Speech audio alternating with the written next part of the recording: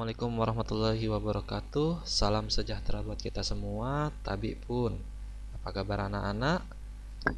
Kita akan melanjutkan materi pembelajaran kita pendidikan kewarganegaraan kelas 9. Jika kemarin kita sudah membahas tentang 5, 4, makna 3, pembukaan Undang-Undang 2, Dasar Negara Republik Indonesia. Pada materi ini kita akan melanjutkannya, tapi sebelum itu marilah kita baca basmalah terlebih dahulu. Bismillahirrahmanirrahim. Oke, kita akan melanjutkan materi kita pada pagi hari ini terkait dengan pokok pikiran pembukaan Undang-Undang Dasar Negara Republik Indonesia tahun 1945.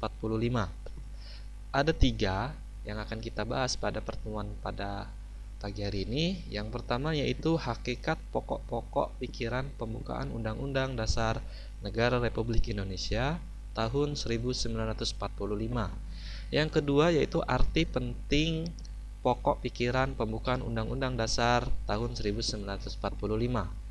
Yang ketiga yaitu sikap positif terhadap pokok pikiran dalam pembukaan Undang-Undang Dasar Negara Republik Indonesia tahun 1945. Baiklah, kita akan membahas satu.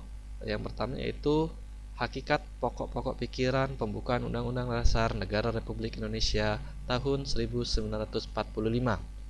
Selain mempunyai makna yang sangat mendalam, pembukaan Undang-Undang Dasar Negara Republik Indonesia tahun 1945 juga mengandung pokok-pokok pikiran. Pokok-pokok pikiran tersebut menggambarkan suasana kebatinan dari Undang-Undang Dasar Negara Republik Indonesia serta mewujudkan cita-cita hukum yang melandasi hukum dasar negara, baik yang tertulis maupun yang tidak tertulis. Pokok-pokok pikiran tersebut diantaranya sebagai berikut. Ya, kita tahu bahwa Undang-Undang Dasar ini merupakan dasar hukum yang tertulis. Ya, antara lain yaitu pokok pikiran yang pertama, yaitu negara melindungi segenap bangsa Indonesia dan seluruh tumpah darah Indonesia dengan berdasar atas persatuan. Oke, penjelasannya yaitu pokok pikiran ini menegaskan bahwa dalam pembukaan Undang-Undang Dasar Negara Republik Indonesia tahun 1945 diterima aliran negara persatuan, negara yang melindungi dan meliputi segenap bangsa dan seluruh wilayahnya. Dengan demikian, negara mengatasi segala macam paham golongan dan paham individualistis. Negara, menurut pengertian pembukaan Undang-Undang Dasar Negara Republik Indonesia tahun 1945, menghendaki persatuan. Dengan kata lain, penyelenggara negara dan setiap warga negara wajib mengutamakan kepentingan negara di atas kepentingan golongan ataupun individu. Ya, kita tahu bahwa setelah merdeka pastinya akan sulit untuk mempertahankan bagaimana kemerdekaan Indonesia itu. Nah, dengan adanya pokok pikiran pertama ini, yaitu melindungi segenap bangsa Indonesia dan seluruh tumpah darah Indonesia, diharapkan sebagai warga negara kita saling membantu, tidak saling melihat dari segi fisik. Ya, orang di daerah timur dengan orang daerah barat dan tengah itu jangan sampai berbeda, tetap sama. Jangan yang timur dikecilkan atau dikucilkan, tidak, itu tidak boleh. Kemudian pokok pikiran yang kedua. Pokok pikiran kedua ini menjelaskan tentang negara hendak mewujudkan keadilan sosial bagi seluruh rakyat Indonesia.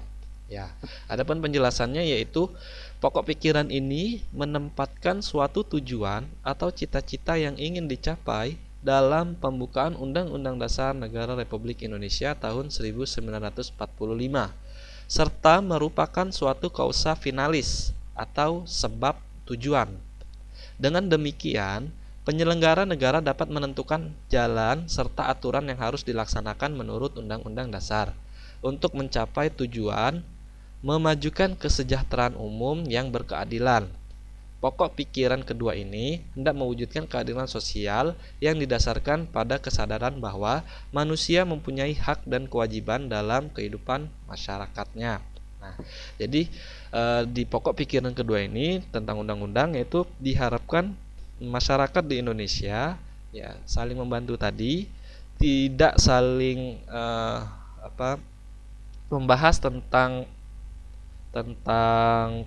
eh, status sosialnya, baik itu yang kaya maupun miskin, tetapi sesama harus dibantu, yang kaya membantu yang miskin dan yang miskin juga akan membantu yang kaya. Kemudian pemerintah juga diharapkan melihat gitu warga negaranya yang kesulitan, ya contohnya saja sudah banyak sekarang banyak bantuan-bantuan dari pemerintah, ya salah satu diantaranya untuk kesehatan, di bidang kesehatan yaitu BPJS, ya tuh. Kemudian pokok pikiran yang ketiga, negara yang berkedaulatan rakyat berdasarkan atas kerakyatan dan permusyawaratan atau perwakilan. Ya. Penjelasannya yaitu pokok pikiran ini mengandung konsekuensi logis bahwa sistem negara yang terbentuk dalam Undang-Undang Dasar harus berdasarkan atas kedaulatan rakyat dan permusyawaratan atau perwakilan. Pokok pikiran ini sesuai dengan sifat masyarakat Indonesia yang selalu mengedepankan asas musyawarah untuk mufakat dalam menyelesaikan suatu persoalan. Pokok pikiran ketiga ini merupakan pokok pikiran kedaulatan rakyat yang menyatakan bahwa kedaulatan berada di tangan rakyat dan dilaksanakan menurut Undang-Undang Dasar. Pokok pikiran inilah yang merupakan dasar politik negara. Oke. Di dalam pokok pikiran ketiga ini, dalam pembukaan Undang-Undang Dasar, kita tahu bahwa negara yang berkedaulatan rakyat, ya. Jadi rakyat yang memilih pemimpinnya, ya. Contohnya memilih presiden, wakil presiden, memilih bupati, wakil bupati, gubernur dan wakil gubernur, ya itu. Jadi rakyat yang memilihnya, ya. Jadi sesuai dengan musyawarah rakyat, ya, dengan diadakannya pemilihan umum itu. Nah, contoh di dalam kelas, di dalam sekolah apa? Ya di dalam lingkungan sekolah itu pemilihan ketua OSIS, ya misalnya, ya diadakan pemilihan ketua OSIS, ya tuh. Kemudian yang keempat, itu pokok pikiran keempat, negara berdasarkan atas ketuhanan yang Maha Esa menurut dasar kemanusiaan yang adil dan beradab. Nah, penjelasannya, pokok pikiran ini mengandung makna bahwa Undang-Undang Dasar harus mengandung isi yang mewajibkan pemerintah dan penyelenggara negara lainnya untuk memelihara budi pekerti yang luhur. Hal ini menegaskan bahwa pokok pikiran ketuhanan mengandung pengertian takwa kepada Tuhan yang Maha Esa menurut dasar kemanusiaan yang adil dan beradab, dengan menjunjung tinggi harkat dan martabat manusia atau nilai kemanusiaan yang luhur. Oke, yang keempat ini berkaitan dengan nilai ibadah kita, ya. Kita tahu bahwa di Indonesia tidak hanya ada satu agama saja, tetapi ada berbagai agama, ya. Jadi contohnya saja ya Kristen. Jadi sesama antar agama, antar umat beragama diharapkan saling memiliki tenggang rasa, jangan saling memusuhi. Itu tidak boleh, ya itu. Kemudian arti penting, ya kita masuk yang kedua, pembahasan yang kedua, yaitu arti penting pokok pikiran pembukaan Undang-Undang Dasar Negara Republik Indonesia tahun 1945. Apabila kita perhatikan bahwa keempat pokok pikiran yang sudah dijelaskan di atas adalah pancaran dari nilai-nilai Pancasila. Oke, pokok-pokok pikiran dalam pembukaan Undang-Undang Negara Republik Indonesia tahun 1945 yaitu yang pertama, pokok pikiran persatuan. Ya, ini sesuai dengan Undang-Undang Pancasila, sila ke-3. Kemudian pokok pikiran keadilan sosial, ya, ini termasuk sila ke-5. Pokok pikiran kedaulatan rakyat, ya ini. Dan keempat, pokok pikiran ketuhanan. Nah, kedaulatan rakyat itu ya musyawarah tadi. Kemudian yang ketuhanan itu yang sila pertama dan kedua.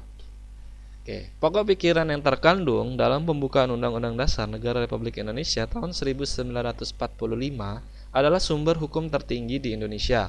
Konsekuensi dari kedudukannya sebagai sumber hukum tertinggi di Indonesia, pokok-pokok pikiran yang terkandung dalam pembukaan Undang-Undang Dasar Negara Republik Indonesia tahun 1945 dalam merealisasinya harus dijabarkan dalam semua peraturan perundang-undangan yang berlaku di Indonesia, seperti ketetapan MPR, undang-undang, peraturan pemerintah, dan sebagainya. Dengan demikian, Seluruh peraturan perundang-undangan di Indonesia harus bersumber pada pembukaan Undang-Undang Dasar Negara Republik Indonesia tahun 1945 yang di dalamnya terkandung asas kerohanian negara yaitu Pancasila. Ya, kita tahu bahwa Undang-Undang Dasar ini memiliki kalau tingkatan hierarki peraturan perundang-undangannya, Undang-Undang Dasar ini menempati posisi yang tertinggi atau yang pertama. Di bawahnya itu ada ketetapan MPR, kemudian ada Perpu ya, peraturan pemerintah pengganti undang-undang, kemudian undang-undang, peraturan pemerintah ya, dan lain sebagainya, Perprov dan Perkap ya itu.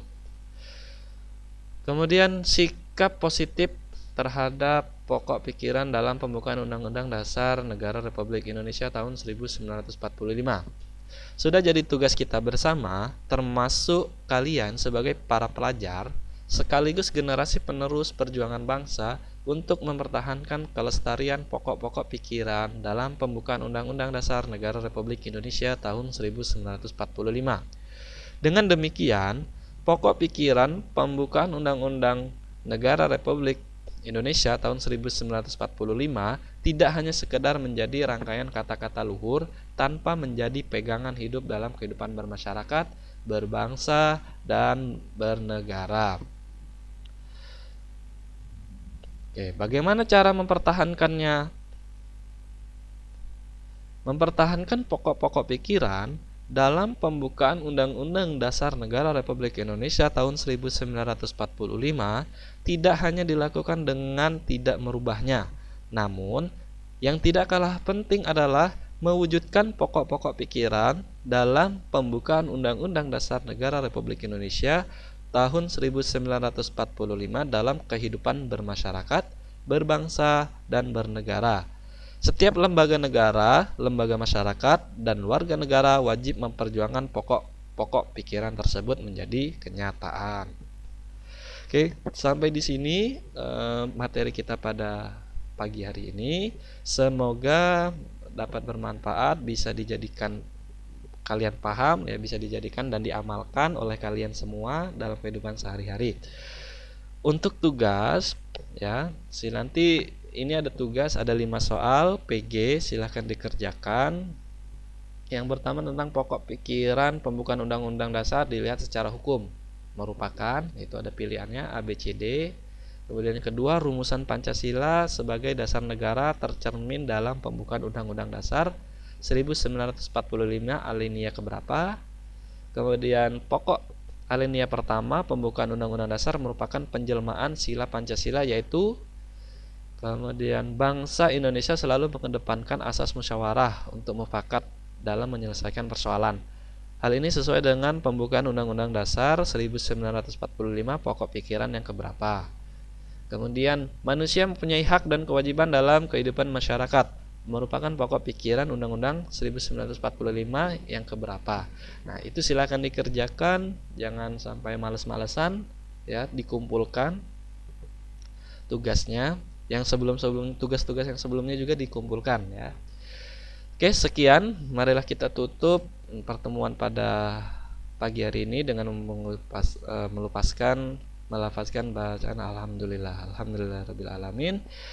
Bapak kurang lebihnya Bapak mohon maaf, pada Allah Bapak mohon ampun. Jazakumullah khairan katsir. Wassalamualaikum warahmatullahi wabarakatuh.